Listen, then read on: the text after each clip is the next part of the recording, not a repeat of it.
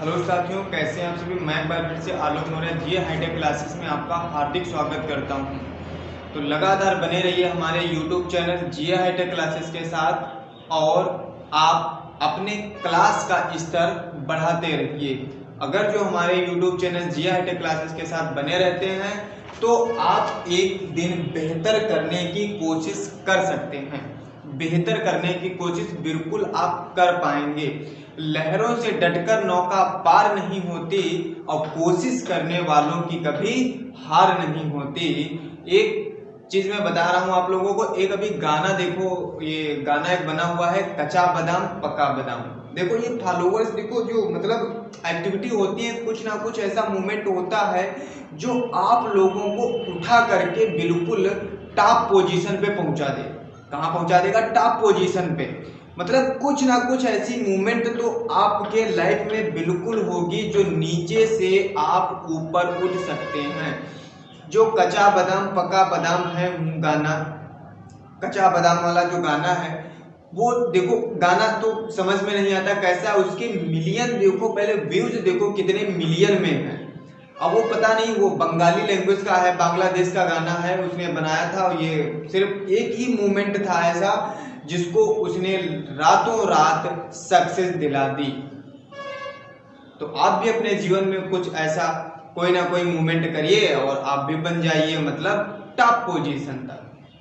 तो आज मैं आप लोगों को बताऊंगा, क्लास फर्स्ट ईयर होगा हमारे पास, क्लास 11th होगा हमारे पास, लेसन नंबर 7 शाम में होगा इक्विलिब्रियम, जिसमें केपी तथा केसी में संबंध हमको बताना है। ये इंपॉर्टेंट है, जो एनुअल एग्जाम तुम्हारे हो सकते हैं उसमें पूछा जा सकता है। ये इंपॉर्टेंट रहेगा इक्विलिब्रियम। ये बीएससी में भी आप लोगों को मिलेगा इक्विलिब्रियम लेसन। ये जो है केपी एंड केसी में रिलेशन मिलेगा आप लोगों को, वहां मिलेगा जरूर आप लोग। तो दोस्तों इतनी बात समझ में आई तो लगातार बने रहिए हमारे YouTube चैनल जीए हाईटेक क्लासेस के साथ। तो आज सबसे पहले मैं आप लोगों को बताऊंगा जो इसमें संबंध है, इस संबंध में केपी क्या है और केसी क्या है। तो सबसे पहले मैं केसी को डिस्कस करूंगा, उसके बाद में मैं केपी बताऊंगा क्या होता है। जो केसी हमारे पास है ये साम्य स्थिरांक है। क्या है?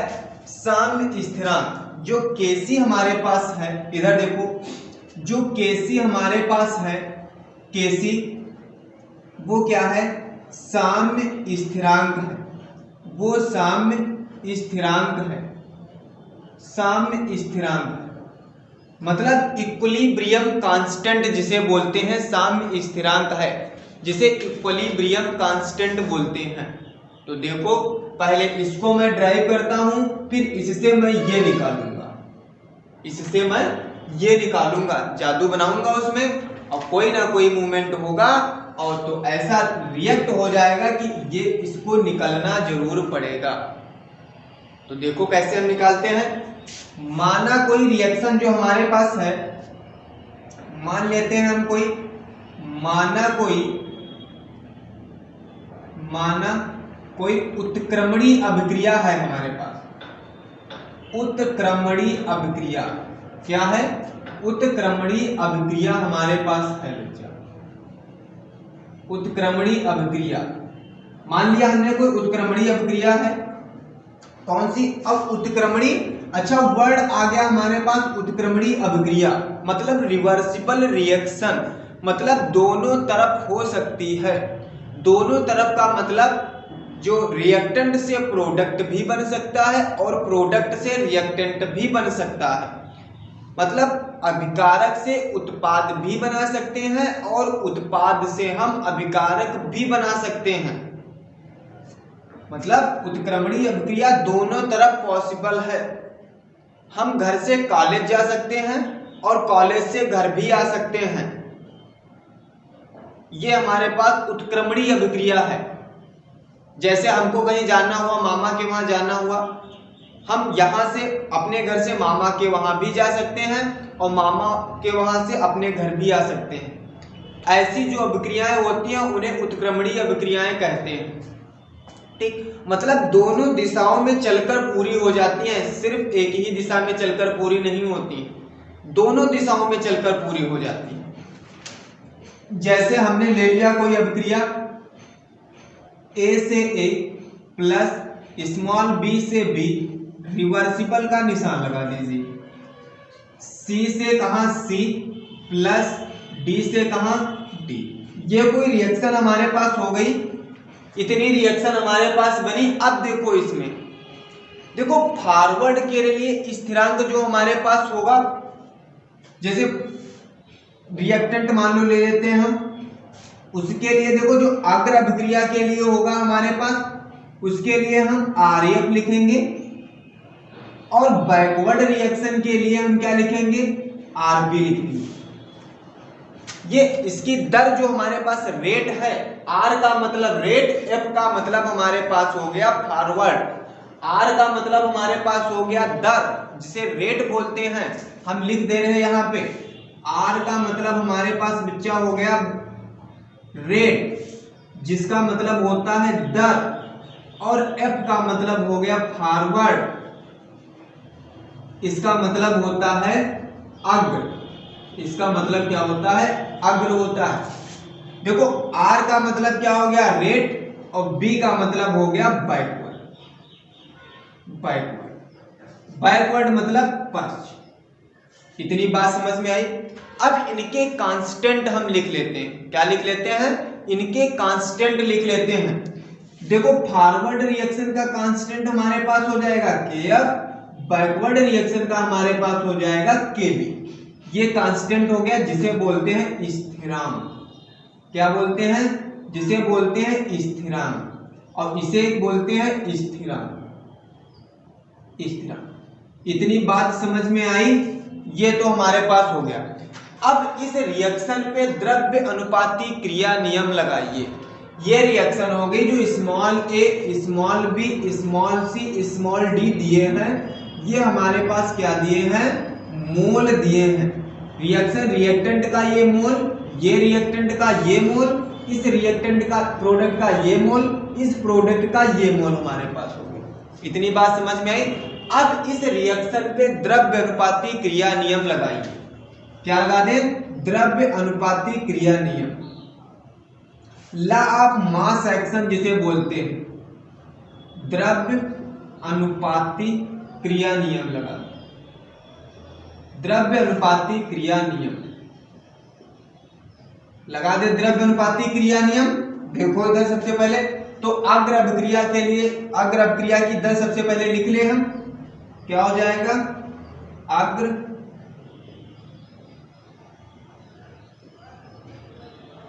अभिक्रिया की दर। देखो एक बात पहले समझ ले, इसको इंपॉर्टेंट है, ये बीएससी में भी आप लोगों को मिलेगा, ये समझ लो पहले, बाद में नोट करते हुए सिर्फ आप लोगों को 2 मिनट या 5 मिनट लगेगा, उसमें नोट कर लीजिएगा। पहले आप लोग समझ लीजिए। अगर हमारा वीडियो अच्छा लगे तो हमारे वीडियो को लाइक करें, शेयर कर दें, सब्सक्राइब जो रेड वाला बेल आइकन है उसे सब्सक्राइब जरूर कर दें, ठीक है, उससे हमारा प्रोत्साहन बढ़ता है, उत्साह बढ़ता है वीडियो अच्छी से अच्छी बनाने का।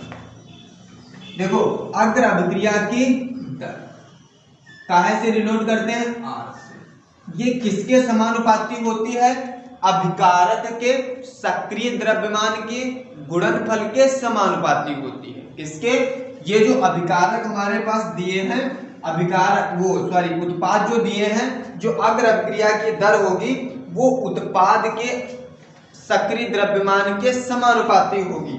तो इधर देख लीजिए, सॉरी अभिकारक और उत्पाद पश्च अभिक्रिया, ये अग्र अभिक्रिया, ये हमारे पास अग्र अभिक्रिया है, ध्यान दीजिएगा, अग्र अभिक्रिया, ये हमारे पास पश्च अभिक्रिया, ये पश्च अभिक्रिया, पश्च, ये समानुपाती किसके हो जाएगी, a की पावर a इंटू में b की पावर b। इतनी बात आई समझ में। अब पश्च अभिक्रिया की दर निकाल लें। देखो या तो इसको पहले बना लो, ये हो गया RF इक्वल टू, अच्छा देखो हमने बताया था KF, देखो इधर हमने अभी तुमको बताया था आरएफ हमारे पास था तो स्थिरांक हमारे पास कितना था केएफ। जब ये डायरेक्टली प्रोपोर्शनल का निशान हटाएंगे, समानुपाती का निशान हटाएंगे, ये काहे का निशान है, समानुपाती का निशान है। काहे का निशान है, समानुपाती। जब ये समानुपाती का निशान हटाएंगे तो क्या लग जाएगा हमारे पास केएफ, और ये किसके बन जाएगा, ए की पावर ए इंटू में कितना, बी की पावर बी। इतनी बात समझ में आई। अब देखो पश्च अपक्रिया की दर निकालते हैं।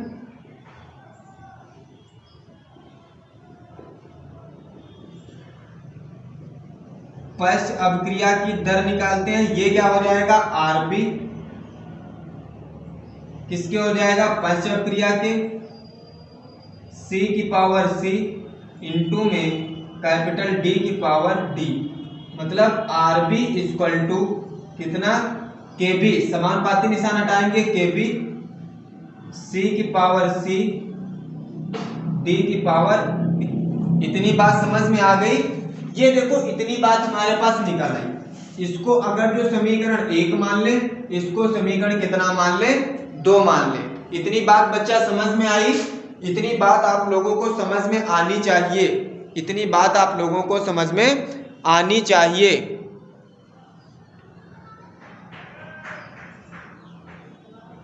इतनी बात आप लोगों को समझ में आनी चाहिए। ये बहुत ही अच्छी बात है। अब देखो साम्यावस्था पर जो हमारे पास रिएक्शन होगी, जो साम्यावस्था पर रिएक्शन होगी, देखो साम्यावस्था पर निकाल दो।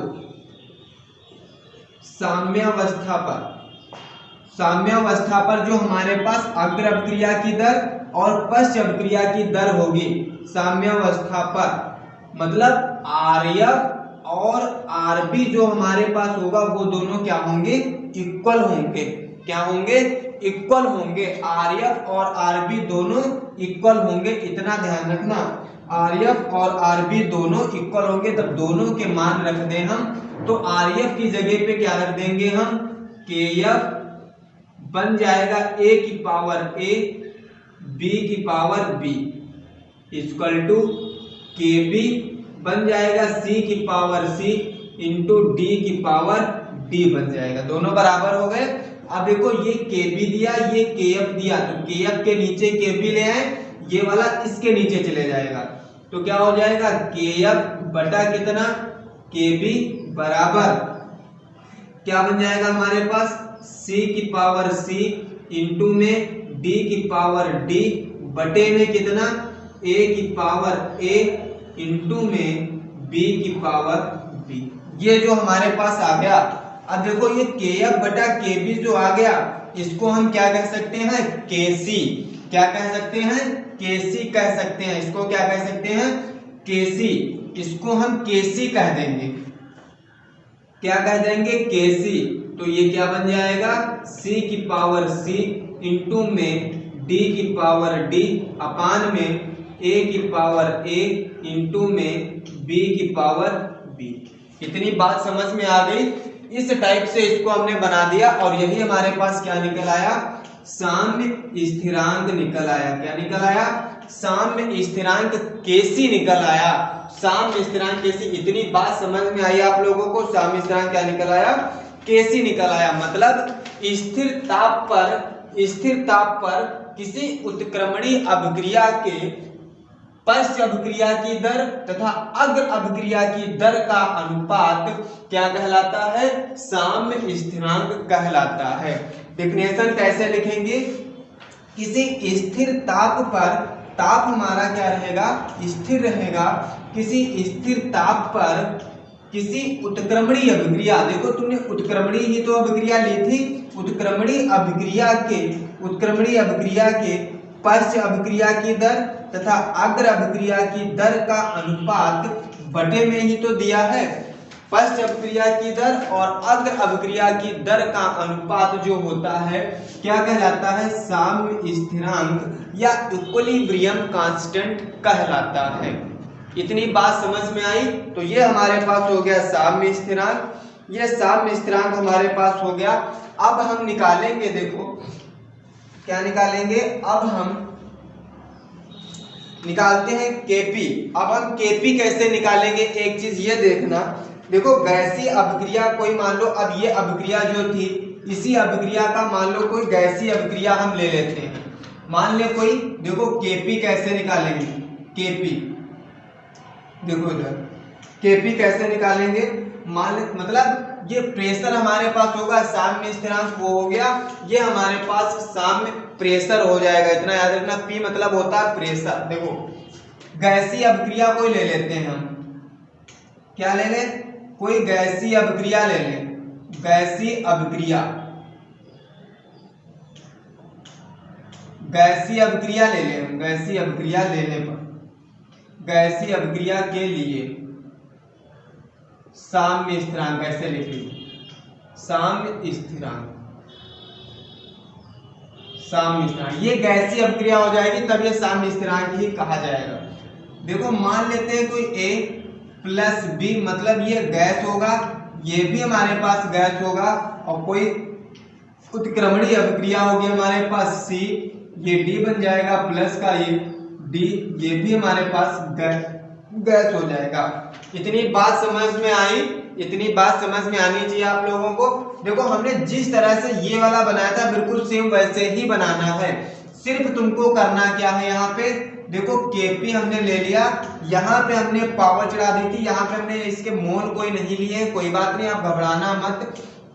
तब प्रेशर हमारे पास हो जाएगा P हो जाएगा, पश्च अभिक्रिया की दर इनटू में P D हो जाएगा, बटे में कितना हो जाएगा हमारे पास P A हो जाएगा, इनटू में क्या हो जाएगा P B हो जाएगा। ये हमारे पास क्या निकल आएगा, ये Kp निकल आएगा। देखो ये दोनों हमने बनाए तो हैं, अब इन दोनों में हमको रिलेशन निकालना है। क्या निकालना है, संबंध निकालना है। इतनी चीज हमने बता तो दी कैसे बन गई, लेकिन अब इन दोनों के बीच में क्या निकालना है, संबंध निकालना है। तो देखो संबंध निकालेंगे कैसे हम, संबंध बहुत ही इंपॉर्टेंट है, कैसे निकालते हैं वो हम बताते हैं। इधर देखो, देखो संबंध निकालते हैं तो लिख लेना, हेडिंग डाल लो केपी तथा केसी में संबंध। मोस्ट इंपॉर्टेंट है तुम्हारे पास केपी तथा केसी में संबंध। देखो सबसे पहले केपी तथा केसी में संबंध, माना कोई, देखो माना कोई, ये हेडिंग पड़ी होनी चाहिए तुम्हारी, केपी और केसी में संबंध। इधर देखो, इधर बताते हैं, केपी तथा केसी में संबंध, संबंध। देखो माना कोई, हमें एक कोई अभिक्रिया ले लेते हैं, माना कोई उत्क्रमणीय अभिक्रिया लेते हैं, उत्क्रमणीय अभिक्रिया लेने पर, अभिक्रिया लेने पर, यही अभिक्रिया ले लें हम। देखो इधर A से A प्लस B से B, रिवर्सिबल निशान, C से C प्लस D से कैपिटल D बन गया। अब इस पर लगाएंगे द्रव्य अनुपाती क्रिया नियम। क्या लगाएंगे, द्रव्य अनुपाती, द्रव्य अनुपाती क्रिया नियम। द्रव्य अनुपाती क्रिया नियम जिसको नहीं आता, मैं एक दिन वो द्रव्य अनुपाती क्रिया नियम नेक्स्ट क्लास में बता दूंगा आप लोगों को, टेंशन मत लीजिएगा। द्रव्य अनुपाती क्रिया नियम ये हमने देखो इस पर अप्लाई करो। तो आर्य पहले निकाल लें अग्र अभिक्रिया की दर, तो अग्र अभिक्रिया की दर डायरेक्ट लिख रहे हैं हम, आर्य इक्वल टू कितना हो जाएगा, KF। देखो आर्य इक्वल टू कितना हो जाएगा, KF हो जाएगा। अभी या तो तुमको बता दें, अभी हमने ये देखो निकाला है, यहां से हमने प्रूव करके निकाला था। क्या हमने निकाला था, देखो KC बराबर, ये देखो हमने निकाला था, यही निकालना है तुमको। तो KC बराबर यही हम डायरेक्ट लिख लेते हैं द्रव्य अनुपाती क्रिया नियम से। KC बराबर कितना हो जाएगा, C की पावर C, D की पावर D, अपान में कितना, A की पावर A, इनटू में B की पावर कितना हो जाएगा B। ये देखो इसको समीकरण क्या मान ले हम, 1 मान ले। ये देखो प्रूफ हमने अभी किया था आप लोगों के सामने, तो बिल्कुल सेम प्रूफ वही करना है हमको। तो हम वो ना करके हमने डायरेक्ट लिख दिया KC बराबर क्या होता है। इतनी बात समझ में आई। आई होप आप लोगों को बिल्कुल इतनी बात समझ में आई होगी। अगर जो इतनी बात समझ में आई हो तो हमारे वीडियो को लाइक करिएगा और कमेंट में जरूर बताइएगा कि हमें ये वीडियो अच्छा लगा। तो इतनी बात। अभी हमने केपी भी निकाला था, तो केपी भी हमने निकाला था, ये देखो। तो केपी भी हम लिख लेते हैं। तो केपी देखो, यहाँ पे अगर जो हम ए ले ले, यहाँ पे अगर जो हम बी ले ले, यहाँ पे सी, यहाँ पे डी, तो क्या बन जाएगा? सी की पावर सी, डी की पावर डी, ए की पावर ए और बी की पावर बी। तो केपी भी लिख देते हैं हम। तो केपी बराबर कितना? पी सी की पावर सी इंटू पी डी की इंटू डी, पी डी की power D into P A की पावर ए इंटू पी बी की पावर बी। इसको समीकरण कितना मान ले? 2 मान लेते हैं। इतनी बात बच्चा समझ में आई मेरे दोस्त? इतनी बात समझ में आई। लहरों से डटकर नौका पार नहीं होती और कोशिश करने वालों की कभी हार नहीं होती। अब की बार मुकाबला टक्कर का होगा, अब की बार पेपर की खोपड़ी में छेद करना है मेरे रसगुल्लों, ये याद रखना। अब की बार मुकाबला टक्कर का होगा, अब की बार मुकाबला टक्कर का होगा। अब इतनी चीज हमारे पास निकल आई। अब हम लगाते हैं आदर्श गैस समीकरण। ये आप लोग पढ़े होंगे आदर्श गैस समीकरण। द्रव्य की अवस्थाओं में ना पढ़े हो तो मैं पढ़ा दूंगा आदर्श गैस समीकरण क्या होता है। तो देखो, आदर्श गैस समीकरण, आदर्श गैस समीकरण ये होता है PV = nRT। आदर्श गैस समीकरण क्या होता है? PV = nRT होता है। तो जिस तरह से P = N/V RT हो जाएगा। अब ये जो N/V हमारे पास दिया है, इस N/V को हम क्या मान लेते हैं? चाहे M मान लो चाहे C मान लो। M मतलब होता है मोलरिटी, मतलब मोलरता। C मतलब होता है कंसंट्रेशन, मतलब मोलों की संख्या बटे हमारे पास आयतन हो जाएगा। बिल्कुल सेम वही होता है, कोई टेंशन मत लीजिएगा। तो मतलब N बटा जो V हमारे पास दिया, इसको चाहे M मान ले चाहे हम C मान लें, तो लिख लेना। माना हमने यहाँ पे मान लिया। अब ये वैल्यू कहाँ पे पुट करा दे? यहाँ पे। तो हो जाएगा P = CRT हमारे पास बन जाएगा। इतनी बात समझ में आई? इतनी बात समझ में आई? क्या बन गया? P = CRT बन गया। अब देखो हम क्या निकाल लें? कंसंट्रेशन जो हमारे पास थी ये निकल आई। अब हम दाब पर मतलब प्रेशर पर सारे की वैल्यू, प्रेशर पर इन चीजों की वैल्यू अगर जो हम निकाल लें, ये जो हमारे पास रिएक्टेंट दिए और प्रोडक्ट दिए हैं, तब क्या बन जाएगा? देखो P दिया तो P लिख लें, C हो जाएगा की पावर C। तो क्या हमारे पास बन जाएगा? देखो C मतलब ये सक्रिय द्रव्यमान की पावर C हो गया, और ये RT जो दिया तो RT की पावर कितना हो जाएगा? C। फिर इसी तरह से देखो C के लिए लिख लेना, यहाँ पे C के लिए, C के लिए यहाँ से लिख लेना C के लिए। फिर लिख लेना D के लिए, D के लिए, D के लिए तो क्या हो जाएगा? PD की पावर D = ये बन जाएगा D की पावर D, और ये हो जाएगा RT की पावर D हमारे पास। फिर ये B, हाँ, फिर A के लिए लिख लेना, बन जाएगा P A की पावर A, मतलब हमारे पास A की पावर A और RT की पावर कितना बन जाएगा? A बन जाएगा। फिर B के लिए मतलब PB पावर B = मतलब B की पावर B और RT की पावर कितना हो जाएगा? B हो जाएगा। इतनी बात समझ में आई? इसको समीकरण मान लो 1, समीकरण मान लो 2, समीकरण मान लेते हैं 3, समीकरण मान लेते हैं 4। या तो समीकरण यहाँ पे इसको 1 माने थे तो यहाँ पे इसको 1 ऐसे लिख लेना, 2 ऐसे लिख लेना, कोई प्रॉब्लम नहीं। अब इन चारों समीकरण के जो मान हमारे पास हैं उस किस समीकरण में पुट कर दें?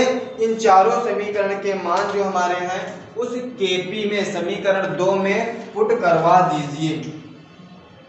इन समीकरणों के मान, इन समीकरणों के मान कहाँ लिख दें, समीकरण 2 में, ये देखो समीकरण 2 दी, समीकरण 2 में रखने पर, 2 में रखने पर देखो कैसे रखेंगे, तो Kp इक्वल टू क्या बन जाएगा हमारे पास, Pc है, Pc की पावर C दिया तो Pc की पावर C मतलब इतना, मतलब कंसंट्रेशन C, वो सक्रिय द्रव्यमान C, और RT की पावर कितना C इंटू में D, तो D हमारे पास कितना, ये देखो D की पावर D हो जाएगा और RT की पावर कितना हो जाएगा D बटे में कितना A, मतलब A की पावर कितना हो जाएगा A, और RT की पावर कितना हो जाएगा A, B मतलब B की पावर कितना B, और RT की पावर कितना हो जाएगा, RT की पावर हो जाएगा B। इतनी बात समझ में आई। देखो C दिया, D दिया, A दिया, B दिया, इसको बाहर निकाल लो, क्या बन जाएगा C पावर C इंटू में D की पावर कितना D बटे A की पावर कितना A इंटू में B की पावर कितना बन जाएगा B। अब देखो इधर भी RT है, इधर भी RT, यहाँ भी RT, यहाँ भी RT, तो इधर गुणा में पावर जुड़ जाएंगी, तो इधर बन जाएगा RT की पावर C प्लस D बटे में इधर RT की पावर कितना बन जाएगा, RT की पावर A प्लस B। ये दोनों चीजें बन गई। अब इस RT को कहाँ ले जाएंगे, ऊपर। पहले एक चीज देखो, ये देखो इतनी चीज कहीं हमने तुमको बताया था, अभी इसको क्या कहते हैं, Kc।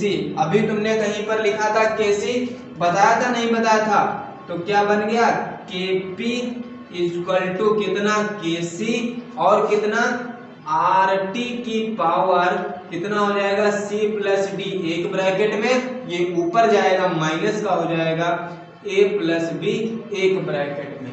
इतनी बात समझ में आ गई। तो Kp equal to Kc RT की power C plus D minus A plus B। अब इस वाले को अगर जो हम डेल्टा n मान लें तो लिख लेना